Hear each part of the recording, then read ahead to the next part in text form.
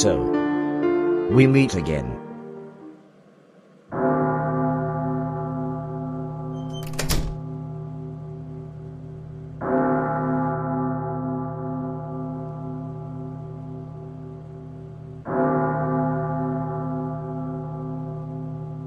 It's time.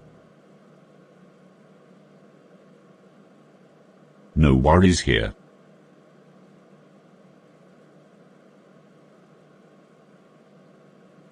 Get off my case finally, will you, Rockville? I had enough. That's what's true. The luggage was unclaimed at JFK Airport. You told Sade Deborah's body was cold to the touch. So what? Fact number one, you didn't know the state of her body. No one knew, not even the press. It was an educated guess, genius. An assumption. And as you should already know, the news reported details about my wife you and your colleagues have yet to notify us about. Unknown chains strapped around her neck, strange numbers, and things of the sort, detective. Don't always believe what the media reports. Inaccuracies are bound to occur.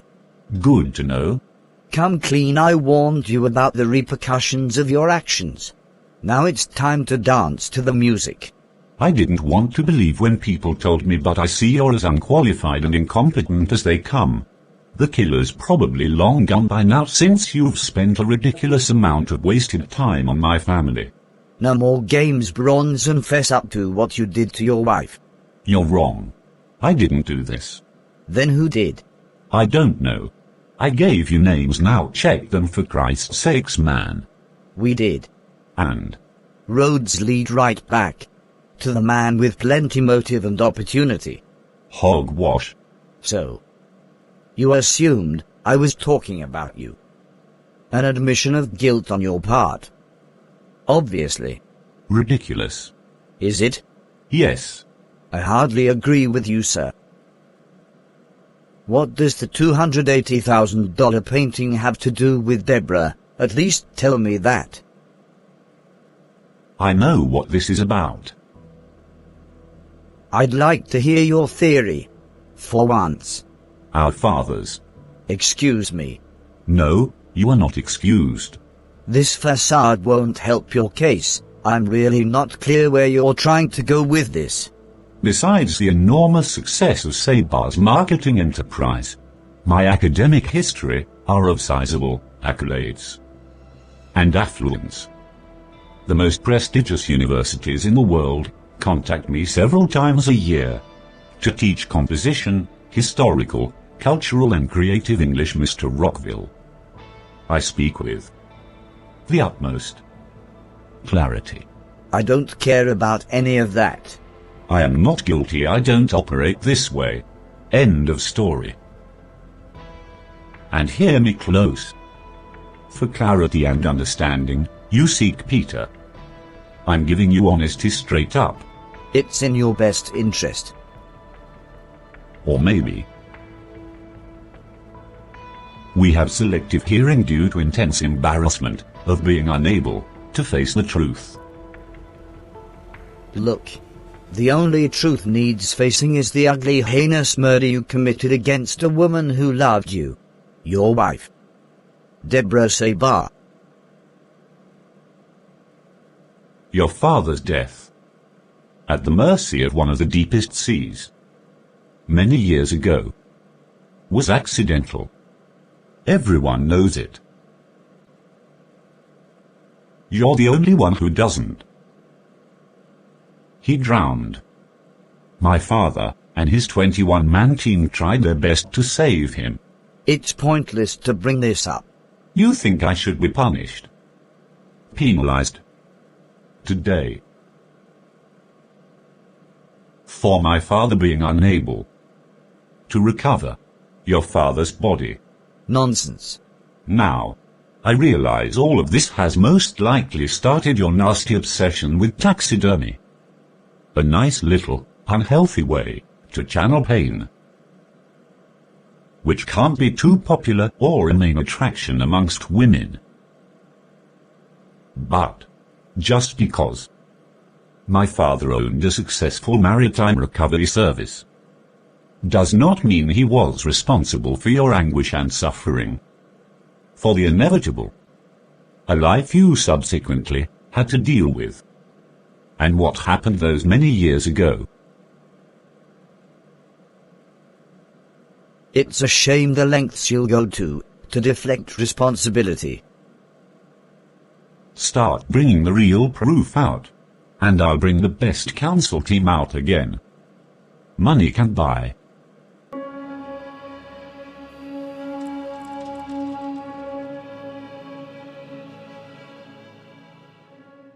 Mrs. Bramford.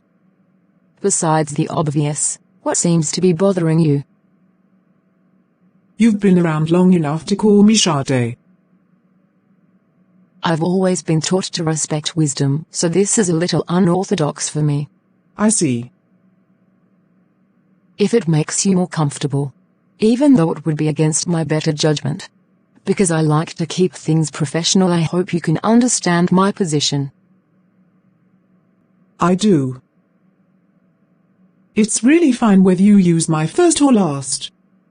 I have bigger things on my mind. I really miss her. I miss Deborah so much. Her laugh. Her smile. She had a way of bringing joy to anyone who had the pleasure of being in the same room with her. Waterfalls. One of my favorite of nature's amazing creations. We watched them together. She knew just how to make me feel loved and needed. She most certainly had an effect on people, yes. Absolutely. You will get through this, Mrs. Bramford. Bronson and I, we see how strong you are. Why am I dressed like a middle school girl with a broken heart? What am I doing in this fashion boutique? I must be dreaming. It's happening again. It is. Just like the time I lost my cool at the airport. That bitch tried to disrespect me, and I gave it to her good. That's right. She deserved for me to unleash the beast. Since she kept asking dumb questions, and didn't recognize a queen of excellence before her. Wait. This is not real. It's not. I shouldn't be carrying on this way. This is a nightmare obviously, and I can't wake up. Really? Don't do this to me, please. I didn't kill anyone. So why am I being treated like I'm a criminal? The Sabars were horrible people to me. They never cared about me. I'm so happy she's dead anyway. I really am. Good riddance to a miserable, hateful woman who had a cheating bum for a husband. Who's rich in real life, so what am I talking about? Who tried to stick his Herculean big dick in me when nobody was watching how awful and disgusting he thought I was. Am I lost and delusional? I loved Bronson with all my heart. He's so dreamy and sexy. But I was afraid he could tear me up in bed. I would do anything for him, but he didn't show he wanted me more than that moose-faced giraffe. Dictator, wilder beast, woman who didn't love him. It was his money. That mean, disturbed Deborah could not live without. Zola Carbone, the biggest whore in our town if you ask me. She gave him sex, and he liked it, I'm sure. She did absolutely anything to please him in every way. Deborah was foolish to believe that lying cheat. Come on. Diane, snap out of it. You're over him. You've moved on. You're a teacher. And a damn good delicious cook. My food is awesome.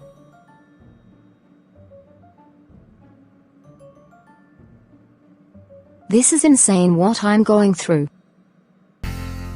Did I kill Deborah? Because I've lost my mind? No. No, I did not. I didn't do it.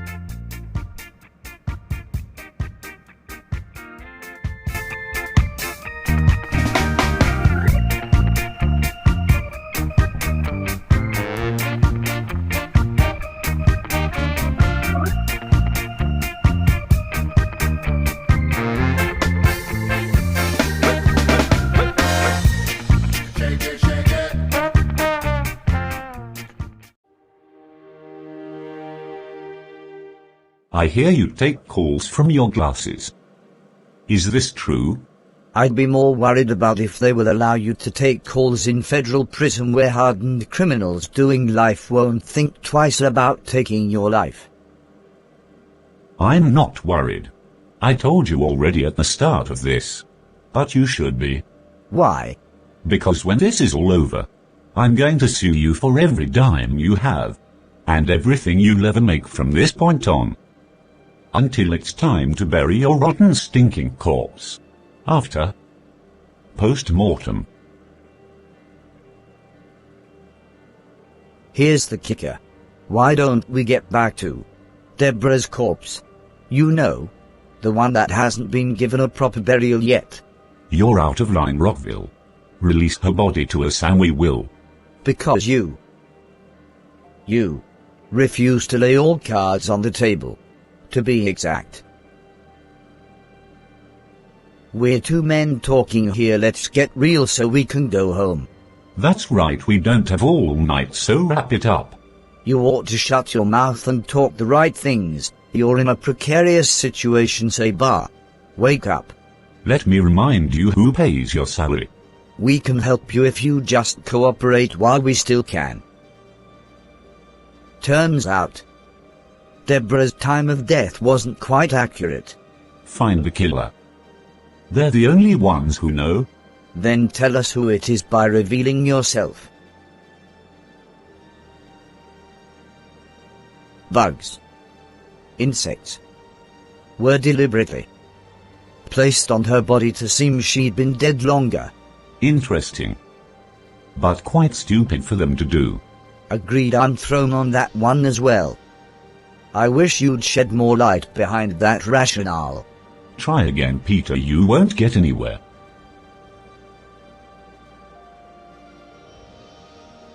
Anyway. Forgive me, I like to skip around here. Diane revealed one stormy night years ago, you made advances toward her as she exited the shower. Look. Are you serious? I was the one getting out of the shower when she snuck in unannounced. Her eyes were drooling for what she wanted badly, offering to dry me while salivating at my penis. Besides, I was a happily married man who desired no other woman but my wife. Conflicting stories. Mine is the truth. I do not fool or fraternize. With the help. Diane has psychiatric problems and needing a lot more assistance these days, I'm sure. You saw how she acted out there on the road that afternoon. Come on. What I saw was you trying to assert your authority onto an intelligent previous employee who's broken free from your control. Think what you want. You're wrong once again. You did it for old time's sake. One for the road, shall we say? You're the expert.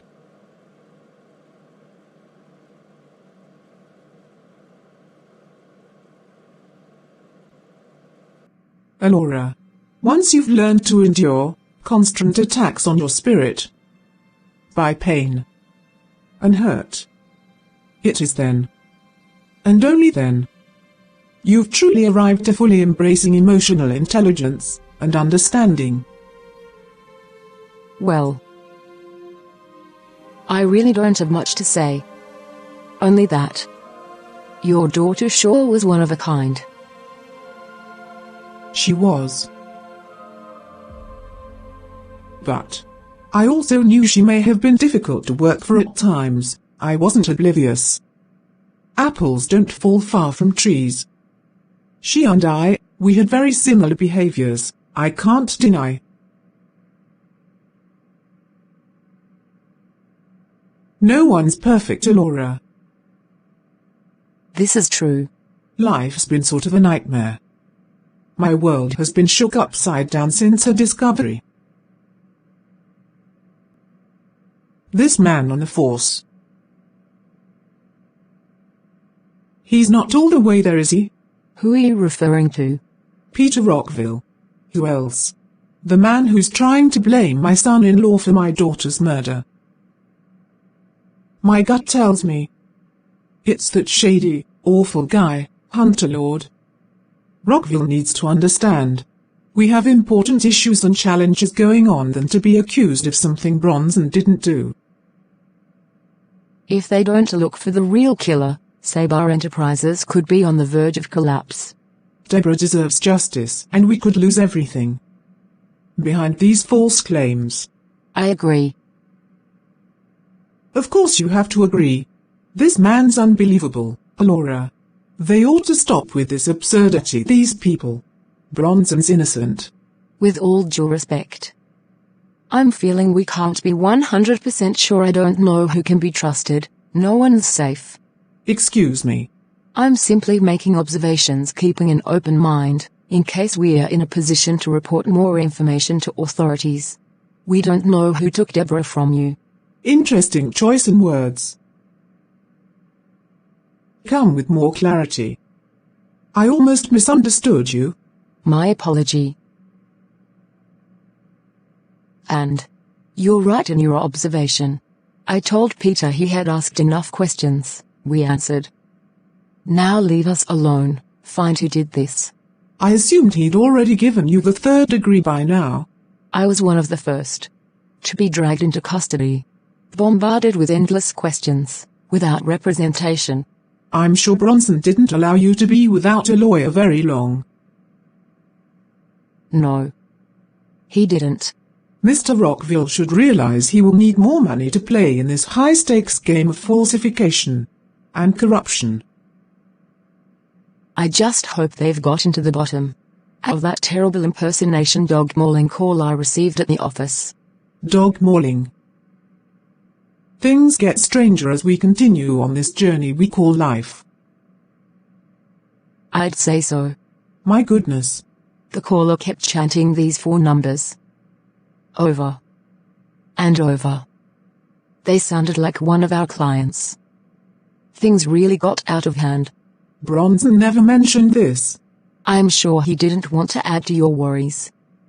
He's very particular about what he chooses to involve you in. Maybe.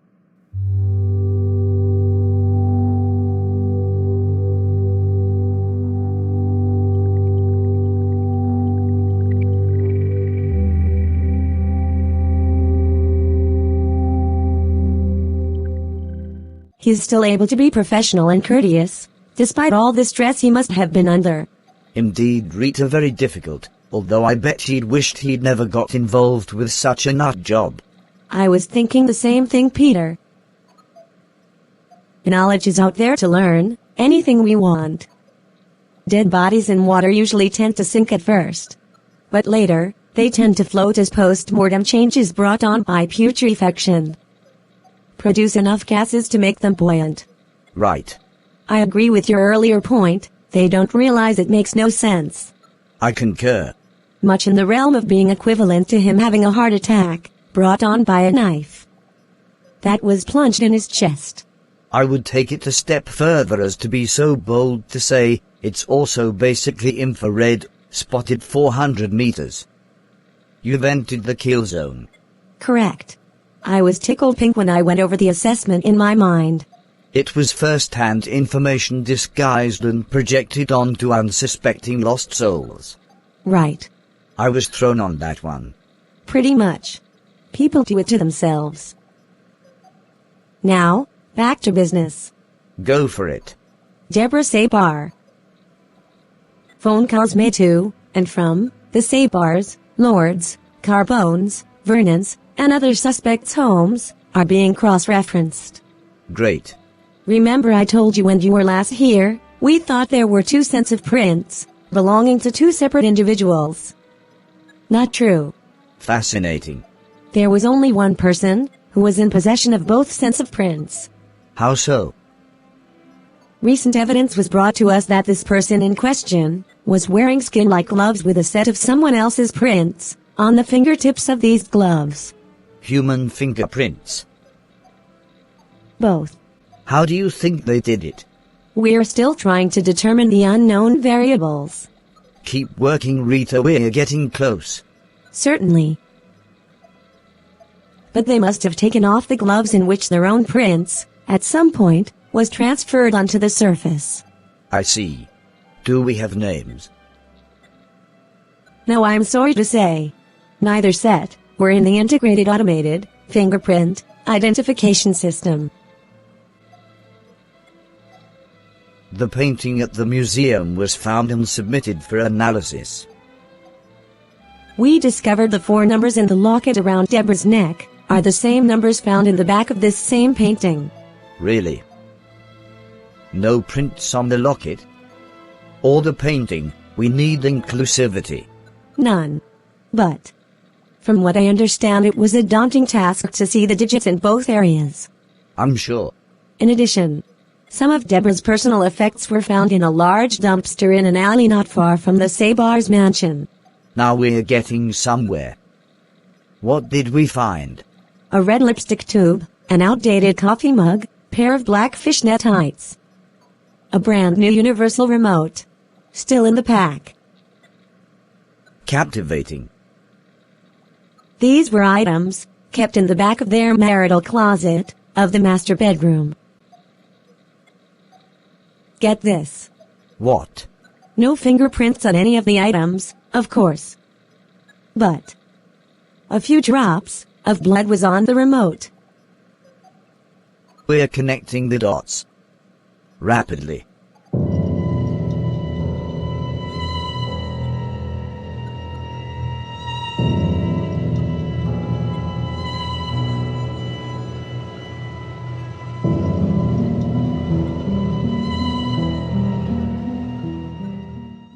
Thank you for meeting me. Miss Carbone. How are you, Detective?